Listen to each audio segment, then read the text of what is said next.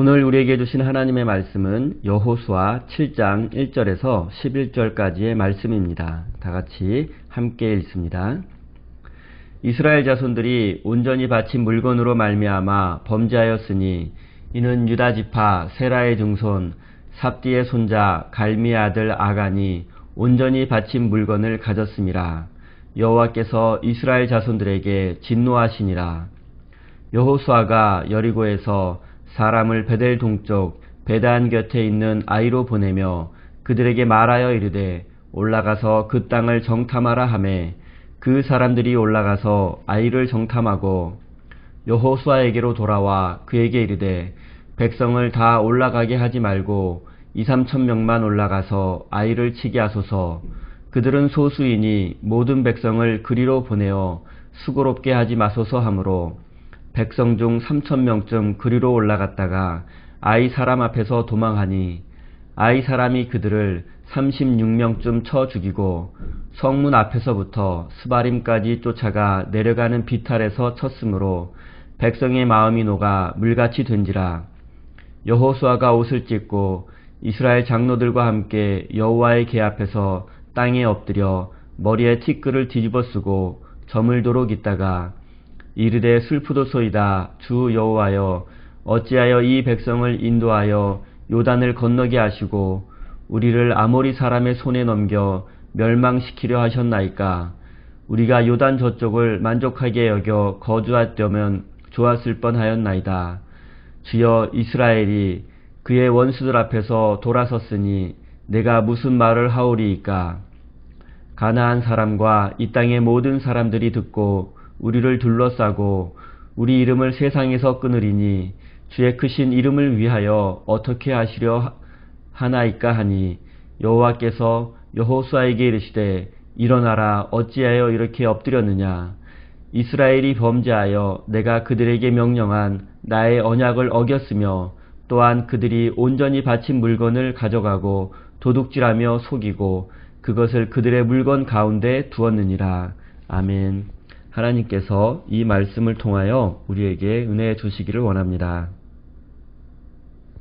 하나님의 크신 사랑과 은총이 여러분의 삶에 함께 하시기를 빕니다. 오늘은 실패의 원인이라는 제목으로 함께 하나님의 말씀을 나누도록 하겠습니다. 오늘 본문 말씀에는 이스라엘 백성들이 겪었던 끔찍한 사건이 기록되어 있습니다. 그것은 바로 아간이라는 사람과 그의 가족을 온 백성이 돌로 쳐 죽인 사건입니다. 일종의 집단 처형입니다. 아간이 집단 처형을 당한 이유는 하나님의 것을 도둑질했기 때문입니다. 당시 이스라엘 백성들이 처한 상황을 살펴보도록 하겠습니다. 이스라엘 백성들은 하나님의 은혜로 기적적으로 요단강을 건너게 되었습니다. 그리고 유월절을 지키고 할례를 받음으로써 하나님의 백성이라는 자부심을 가지게 되었고 가나안을 정복할 수 있다는 자신감 또한 가지게 되었습니다. 그리고 실제로 가나안 지역에서 가장 견고한 성으로 알려진 여리고 성을 정복하게 되었습니다. 지금 이스라엘 백성들의 사기는 하늘을 찌를 듯 높았습니다. 그리고 여리고성 다음으로 정복해야 하는 곳은 바로 아이성이었습니다. 이 아이성은 여리고성으로부터 약 16km 정도 북서쪽에 위치하고 있었습니다. 그리고 아이성의 주민은 약 12,000명 정도로 추정되고 군사들의 수는 약 3,000명 정도였습니다. 규모는 크지 않았지만 성의 위치가 계곡 위에 위치하고 있었기 때문에 공격하기는 어렵고 방어하기에는 유리한 지리적 이점을 가지고 있었습니다. 그렇기 때문에 결코 만만히 볼 상대는 아니었습니다. 하지만 여호수아와 이스라엘 군대는 승리에 도취되어 아이성을 얕잡아 보게 되었고 결국 아이성과의 첫 전투에서 패배하고 말았습니다. 그리고 하나님은 여호수아에게 너희 중에 한 사람이 나와의 언약을 어기고 나의 것을 도둑질했다고 말씀하셨습니다. 하나님은 이 문제가 해결되기 전에는 아이성을 정복할 수 없을 것이라고 말씀하셨습니다. 하나님과의 약속을 어기고 하나님의 것을 도둑질했다는 것이 무엇을 의미하는지 올바로 이해하기 위해서 먼저 진멸전쟁이 무엇인가를 이해해야 합니다. 하나님은 여리고성 전투에서 승리한 이스라엘 백성들에게 성 안의 모든 사람과 짐승은 모두 죽여서 희생제물로 바치고 금은 보석과 같은 전리품들은 하나님께 모두 바치라고 명령하셨습니다. 그리고 하나님께서 여리고성을 정복하는 과정에서 여자와 어린아이를 포함해서 모든 여리고 사람을 죽이라고 명령하신 것에 대해서 하나님은 너무 잔인하다라고 생각하는 사람들이 많습니다. 하지만 이것은 성경을 글자 그대로 믿기 때문에 나타나는 오해이자 오류입니다.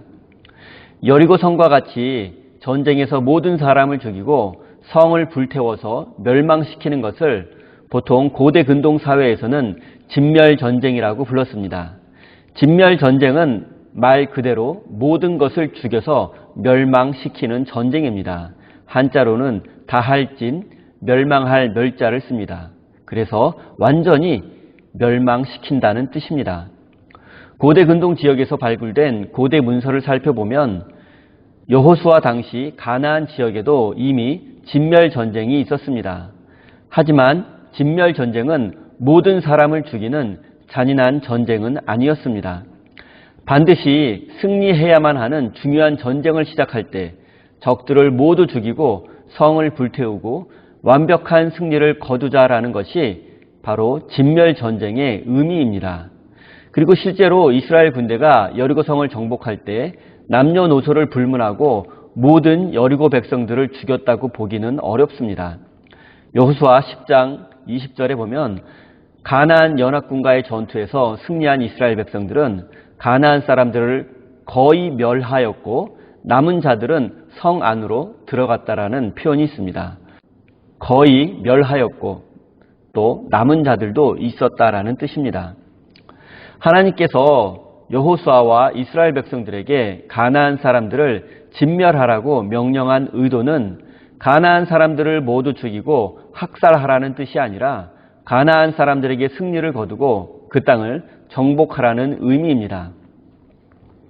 하나님은 절대로 남녀노소를 불문하고 사람들을 모두 죽이라고 명령하는 그런 잔인한 분이 아니십니다. 그리고 오늘 본문 말씀과 관련해서 우리가 또 하나 알아야 할 고대 근동 사람들의 관습이 있습니다. 그것은 전쟁에서 승리한 사람들이 전리품을 취하는 방식입니다. 일반적으로 고대인들은 전쟁에서 승리하게 되면 상대방의 성을 철저히 파괴한 후에 살아남은 사람들을 노예로 만들었고 그들의 귀중품들을 빼앗아 서로 나누어 가졌습니다. 그리고 고대 사회에서 전쟁이 일어나는 가장 큰 이유는 바로 남의 것을 빼앗고 약탈하기 위해서입니다. 전쟁에서 승리하면 상대방의 모든 것을 전리품으로 취할 수 있기 때문입니다. 그런데 이스라엘 백성들은 전리품과 관련해서 당시로서는 특이한 생각을 가지고 있었습니다. 이스라엘이 전쟁에서 승리한 이유는 자신들이 강해서가 아니라 하나님께서 자신들의 편에 서서 함께 싸워주셨기 때문이라고 믿었습니다. 그렇기 때문에 전쟁에서 승리한 후 전리품 분배에 있어서도 철저히 하나님의 명령에 따라서 분배해야만 했습니다. 그리고 하나님은 여리고성에서 획득한 전리품을 모두 하나님에게 바치라고 말씀하셨습니다. 이스라엘 군대의 힘으로 승리한 것이 아니라 하나님의 능력으로 승리한 것이기 때문에 하나님은 마땅히 모든 전리품을 소유할 권리가 있었습니다. 그리고 이스라엘은 하나님의 명령에 순종할 의무가 있었습니다. 그런데 도대체 왜 하나님은 모든 전리품을 혼자 독차지하려 했을까요? 왜 모든 전리품을 하나님께 바치라고 명령하셨을까요? 이스라엘 백성들의 입장에서 한번 생각해 보겠습니다. 그들은 광야에서 40년 동안을 떠돌이로 생활했습니다. 가진 것이 없었을 뿐만 아니라 생존의 위협을 받을 때도 많았습니다. 요즘 말로 하면 당시 이스라엘 백성들은 가장 가난한 사람들이었습니다. 이런 이스라엘 백성들이 여리고성을 정복한 후에 여리고 사람들이 소유했던 화려한 물건들을 보고 욕심을 냈던 것은 당연한 것입니다. 하나님도 물론 이런 사실을 잘 알고 있었을 것입니다. 그런데 하나님은 도대체 왜 백성들에게는 전리품을 전혀 나누어 주지 않고 혼자 모든 전리품을 독차지하려 했을까요? 하나님이 욕심이 많은 분이라서 모든 전리품을 혼자 차지하려고 한 것은 분명 아닐 것입니다. 하나님은 분명 큰 계획을 가지고 있었을 것입니다. 그리고 그 큰 계획은 이스라엘 백성들이 작은 승리에 도취되지 않고 더 큰 승리를 얻게 하기 위해서였을 것입니다. 이스라엘 백성들이 여리고성 전투에서 승리한 것은 사실이지만 가나안 지역에는 여리고성과 같은 도시국가들이 아직 많이 남아 있습니다. 가나안 지역을 모두 정복하고 그 땅에 자유와 평화로 다스려지는 하나님의 나라를 건설하기 위해서는 아직도 가야 할 길이 많이 남아 있습니다. 가나안 정복은 끝이 아니라 이제 시작이었습니다. 그런데 벌써 작은 승리에 도취되어서 자만심에 빠져서는 안 됩니다. 여리고성의 전리품을 취하고 조금이라도 더 많은 전리품을 분배받기 위해서 싸우고 분열해서는 안 됩니다. 좋은 집, 맛있는 음식, 화려한 옷과 장식품을 소유하려는 욕심에 빠지게 되고 화려한 삶을 추구하다 보면 가나안을 정복할 수 없게 되고 하나님 나라 건설이라는 꿈을 이룰 수 없게 됩니다. 이스라엘 백성들은 욕망과 욕심이 이끄는 화려한 삶을 추구했지만 하나님이 원하시는 삶은 거룩한 삶이었습니다. 그렇기 때문에 하나님은 전리품을 백성들에게 나누어 주지 않고 꿈을 이룰 때까지 잠시 보관하려고 했던 것입니다. 지금 당장 눈앞에 작은 이익을 쫓다가 더 큰 것을 잃어버리고 후회하는 사람이 우리 주변에 얼마나 많이 있습니까? 소탐대실이라는 고사성어도 있습니다.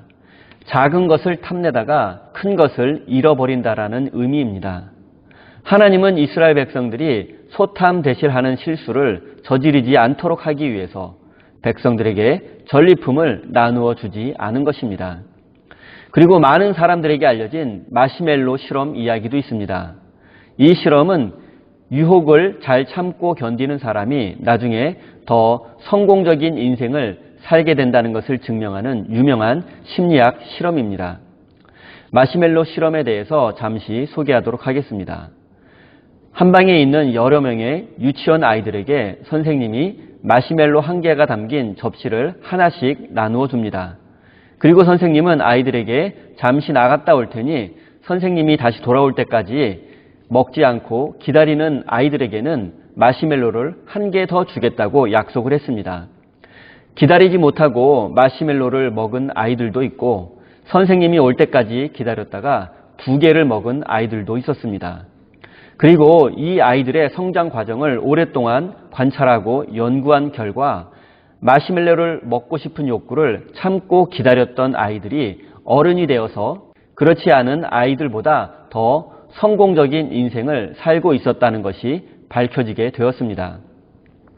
물론 최근 뉴욕대학교 연구팀의 연구 결과에 의하면 자녀들의 성공적인 인생은 참을성보다는 부모의 학력이나 가정 형편이 더 크게 영향을 미친다고 합니다. 하지만 그럼에도 불구하고 눈앞에 작은 이익을 참고 견디는 사람에게는 어떤 식으로든 보상이 주어진다는 마시멜로 실험은 의미가 있다고 생각을 합니다. 오늘 본문 말씀의 이야기에서도 보면 여리고성 전투의 승리에 도취된 이스라엘 백성들은 전리품에 눈이 멀어 하나님의 말씀에 불순종하고 말았습니다. 그리고 그 결과는 아이성과의 전투에서 참패로 드러나게 되었습니다. 사랑하는 우리 세임교회 성도 여러분, 작은 것을 탐하다가 큰 것을 잃어버리는 어리석은 인생이 되지 마시기를 바랍니다. 지금 당장은 이해할 수도 없고 받아들이기 어려운 상황에 놓여 있다 할지라도 우리를 향하신 하나님의 더 크신 계획이 있음을 믿으시기 바랍니다. 그리고 하나님의 약속을 믿고 순종하는 삶을 통하여 약속의 땅 가나안을 정복하고 더 큰 은혜와 축복을 누리는 복된 인생이 되시기를 예수님의 이름으로 축원드립니다. 다 함께 주신 말씀 가슴에 새기며 기도의 자리로 나아가겠습니다.